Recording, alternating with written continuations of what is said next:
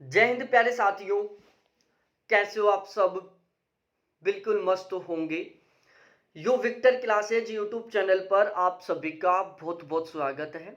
दिसंबर में जो एग्जाम होने वाला है यूजीसी नेट का, उसके लिए फॉर्म भरे जा चुके हैं। आप सभी कैंडिडेटों ने फॉर्म फिलअप कर दिया होगा और आज से करेक्शन की विंडो ओपन हो चुकी है।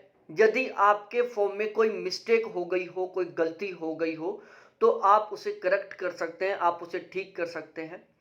तो आज के इस वीडियो में हम डिस्कस करने वाले हैं कि आप कौन कौन सी गलतियां हैं जिनको आप ठीक कर सकते हो और कौन कौन सी गलतियां हैं जिनको आप ठीक नहीं कर सकते। तो ओवरऑल ये वीडियो आप सभी कैंडिडेटों के लिए बहुत ज़्यादा महत्वपूर्ण है यदि आपने दिसंबर 2023 वाला फॉर्म फिलअप किया है तो।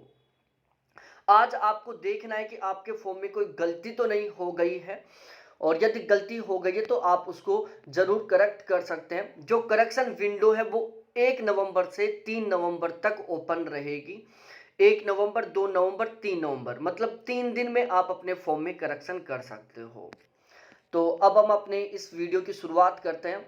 आपने अभी तक चैनल को सब्सक्राइब नहीं किया तो प्लीज़ एक बार अभी चैनल को सब्सक्राइब करो, वीडियो को लाइक करो और आपके जितने भी दोस्त हैं उन सभी के साथ एक बार वीडियो को जरूर शेयर करो।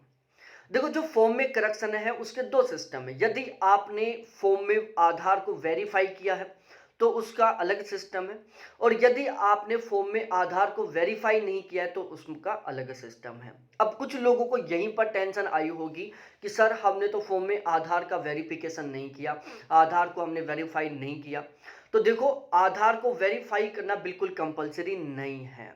यदि आपने आधार को वेरीफाई नहीं किया है तो भी कोई दिक्कत नहीं है, ये केवल एक ऑप्शनल था। आप चाहो तो आधार को वेरीफाई कर सकते हो और चाहो तो आधार को वेरीफाई मत करो, कोई दिक्कत नहीं है। जिन कैंडिडेटों ने आधार कार्ड को वेरीफाई नहीं किया है उनके फॉर्म में कोई मिस्टेक नहीं हुई है, ध्यान रखना। वो यदि ये सोच रहे हो कि यार मैंने आधार को वेरीफाई नहीं किया, कभी कोई दिक्कत हो जाए, इसको लेकर कोई दिक्कत नहीं आएगी। ठीक है, ये केवल ऑप्शनल था। आप आधार को चाहो तो वेरीफाई कर सकते हो या फिर मत भी करो, कोई दिक्कत नहीं होने वाली।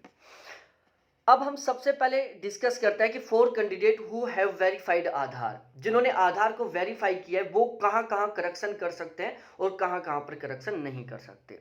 देखो, मोबाइल नंबर, ईमेल एड्रेस, ठीक है, परमानेंट एड्रेस और कंपाउंडेंस एड्रेस, इनमें आप किसी तरीके का कोई बदलाव नहीं कर सकते। ठीक है, मोबाइल नंबर में कोई बदलाव नहीं कर सकते, ईमेल आईडी में कोई बदलाव नहीं कर सकते, परमानेंट एड्रेस और करस्पॉन्डेंशन एड्रेस में आप किसी तरीके का कोई बदलाव नहीं कर सकते। कैंडिडेट का नाम, डेट ऑफ बर्थ और जेंडर, इन तीनों में भी आप किसी तरीके का कोई करेक्शन नहीं कर सकते। ठीक है, इसके अलावा आपकी जो फोटो है उसमें भी आप कोई करेक्शन नहीं कर सकते।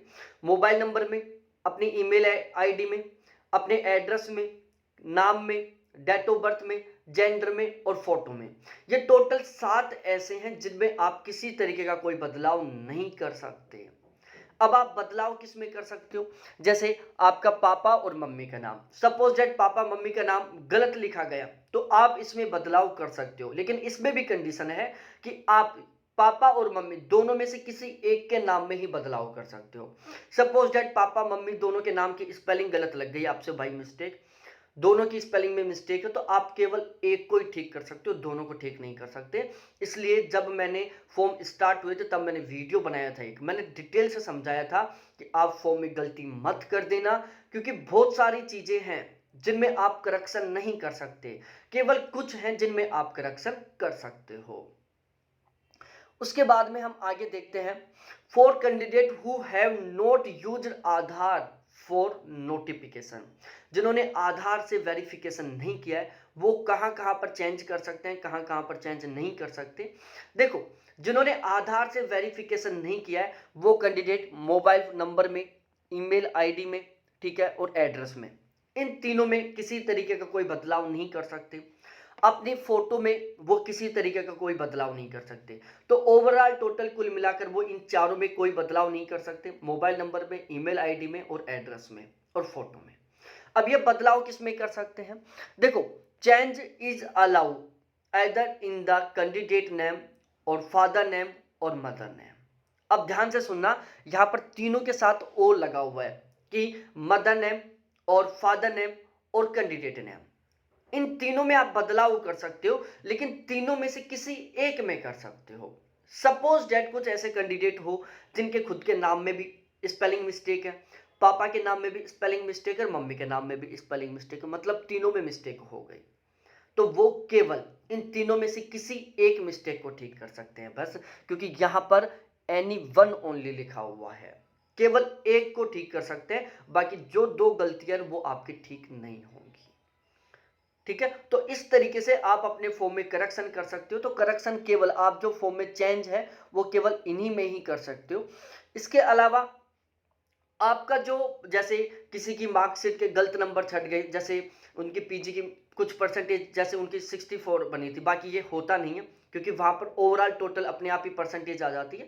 लेकिन जैसे आपका डिग्री वगैरह है, जब उनको आपने अपलोड किया था, सिग्नेचर को अपलोड किया था, वहां पर यदि आपके साथ कोई मिस्टेक हो गई है तो उसको लेकर आप टेंशन मत लो, उनको आप ठीक कर सकते हो, वो वहां पर ठीक हो जाएंगी। और यदि वो ठीक नहीं होंगी तो भी कोई दिक्कत नहीं होगी, ये ध्यान रखना। बस ये सबसे महत्वपूर्ण थे, जिनमें यदि कोई मिस्टेक हो जाती है तो वो बाद में दिक्कत कर सकती है। जैसे आपके नाम में कोई मिस्टेक है, पापा के नाम में कोई मिस्टेक है, तो जब आप एग्जाम सेंटर पर जाओगे तो वहां पर आपको एंट्री नहीं दी जाएगी। डेट ऑफ बर्थ में मिस्टेक है तो फिर वहां पर दिक्कत आएगी, क्योंकि वो डेट ऑफ बर्थ जब आप एग्जाम सेंटर में एंट्री करोगे ना, तो आपको आधार कार्ड को और आपके एडमिट कार्ड को, दोनों को क्या किया जाएगा, वेरीफाई किया जाएगा, दोनों को चेक किया जाएगा, क्रॉस चेक किया जाएगा कि दोनों अलग अलग कैंडिडेट तो नहीं है। तो आधार कार्ड में कुछ और नाम है और आपका कुछ और नाम, एडमिट कार्ड में कुछ और नाम है, तो फिर क्या होगे, आप फ्रॉड में फंस जाओगे कि आप किसी और कैंडिडेट का एग्जाम देने के लिए यहां पर आ रहे हो। तो ये जो मेजर मिस्टेक है आप इनको ठीक कर लो, बाकी की जो मिस्टेक है इनके अलावा उनको आप ठीक कर सकते हो, और उनको ठीक नहीं करोगे तो भी कोई बड़ी बात नहीं है। लेकिन यदि बाकी के जो पोर्शन है उसमें आपसे कोई मिस्टेक हुई है तो उनको आप ठीक कर लो, ज्यादा बहुत ज्यादा ठीक रहेगा, बाद में कोई दिक्कत नहीं आएगी। तो इस तरीके से पूरा सीन था। तो अब भी आज से विंडो ओपन हो चुकी है, अब कल का इंतजार मत करो, और यदि फॉर्म में कोई मिस्टेक है तो उसको अभी चेक करो। बहुत बहुत धन्यवाद आप सभी को देखने के लिए। आपने अभी तक चैनल को सब्सक्राइब नहीं किया तो एक बार चैनल को भी सब्सक्राइब कर लो,